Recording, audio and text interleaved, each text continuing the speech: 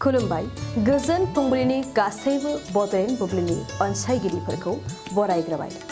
दिनै 31 मार्च शुक्रबारनि फानजामुथिखौ फरायथिनो लादों आं गेवलां हाज'हारिया। फानजामुथिनि गिबियाव दं मेष राशि गोसोआ मोजां साननाय नङा। बायदिसिना साननायजों आन्दायनाय मोनगोन। खामानियाव गोसो जानाय नङा। बृष राशि नखराव गोथार खामानि जागोन। नखरनि सान्थिजों गोसोआ उदां जागोन। साननाय हनायफोरा सिगांनिख्रुइ साबसिन।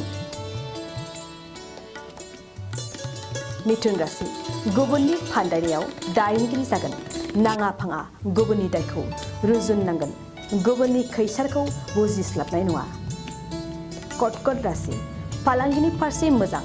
जायखिजाया फालांगियावनो रां मुलाम्फा जानो हागोन। नखरनि आंखालखौ सुफुंगोन।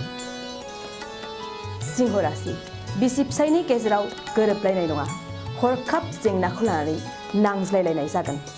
सोमोन्दो गावस्रानो हागौ। कन्या राशि समाजनि थाखाय मोजां खामानि मावगोन। समाजाव मान सन्मान मोनगोन। गोसोनि थुलुंगाजों आरोबाव मोजां खामानि मावनो सानगोन। तुला राशि सोलोंथाइनि फारसे मोजांसिन सम। मोजां सोलोंथाइ लानानै बान्था मोनगोन। गावनि थांखिखौ होसोनायाव गोहो मोनगोन। वृश्चिक राशि सिगांनि खोथाफोरखौ लानानै गोसोआ गाज्रि मोनगोन।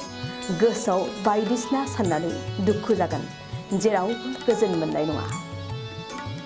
धनु राशि गोसोनि साननाय हनाया सोलायगोन। गाज्रि हुदाखौ नागारनानै मोजांनि फारसे आवगायगोन। खामानियाव गुबुननि सायाव सोनारनाय नङा। मकर राशि नखराव मोजां सम। बिदा बिनानावनि गेजेराव अनलायनाया बांसिन जागोन। नखराव मान सन्मान होलायनानै सुखु गोजोन मोनगोन। कुम्भ राशि बबेबा खामानिनि रादायखौ गोरोबलायगोन। गोसोआव जेबो गाज्रि साननाय फैनाय नङा। लोगोजों गोरोबनानै खामानि मावगोन। मीन राशि दावबायनायाव सांग्रां जा। नोंथांनि थाखाय दिनैनि साना खैफोद गोनां। हरखाब गारि मटर सालायनाय समाव सौदावनो हागौ। दिनै सानसेनि राशि फरायथियाबो एसेनोसै।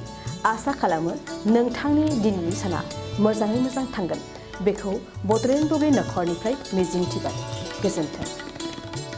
2023-24 सोलोंथाइ बोसोरनि थाखाय गोदान मुं थिसननाय लानानै फैदों बड'लेण्ड एकाडेमि सिनियर सेकेन्डारि फरायसालिया।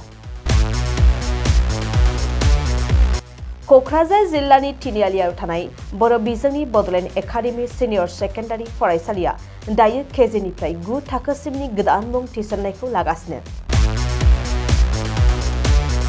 बड'लेण्ड एकाडेमि सिनियर सेकेन्डारि फरायसालियाव गुन गोनां सोलोंथाइ होनायजों लोगोसेयैनो नोंथांमोना बे फरायसालियाव थानाय जानायनि हस्टेल खाबुखौ मोननो हागोन। बेजों लोगोसेयैनो बे फरायसालियाव एक्सट्रा टिउसन आरो इंलिश स्पिकिं कर्सखौबो फरायसाफोरनो होनाय जायो। गोसो गोनां फरायसाफोरा मुं थिसननायखौ बाङाय बेसेनावनो मोननो हागोन। बेनिखायनो बड'लेण्ड एकाडेमि सिनियर सेकेन्डारि फरायसालियाव फरायसा एबा नोंथांमोनहा मुं थिसननायनि बागै मिन्थिनोब्ला नैबे मबाइल नम्बर 9101488399 नङाब्ला थोंजों फरायसालियाव थांनानै खौरां लाहैनो हागोन।